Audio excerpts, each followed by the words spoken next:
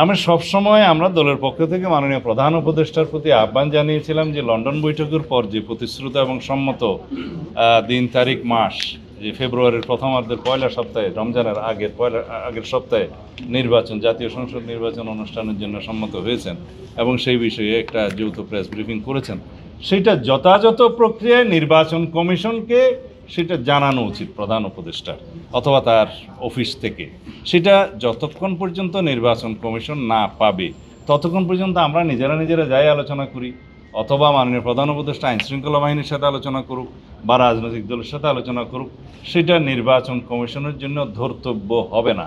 নির্বাচন কমিশন তখনই সেটা নির্দেশনা অথবা অনুরোধ হিসেবে মেনে নেবে যখন অফিসিয়ালি সেই কমিউনিকেশনটা, সেই মেসেজটা যে আগামী ফেব্রুয়ারির প্রথম সপ্তাহের মধ্যে অথবা 10 দিনের মধ্যে নির্বাচন অনুষ্ঠানের জন্য মাননীয় প্রধান উপদেষ্টা একটা অনুরোধপত্র পাঠিয়েছেন অথবা নির্দেশনা পাঠিয়েছেন। নির্দেশনা এখানে হবে না, যেহেতু স্বাধীন নির্বাচন কমিশন এখানে অনুরোধপত্র পাঠাবে।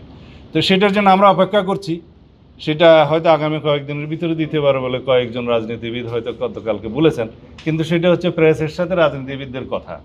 কিন্তু এটা এফেক্টিভ হবে যখন মাননীয় প্রধান উপদেষ্টা অফিসিয়ালি এটা ভাষণ দিয়ে জাতিকে জানাবেন এবং সেটা নির্বাচন কমিশনকে কমিউনিকেট করবেন।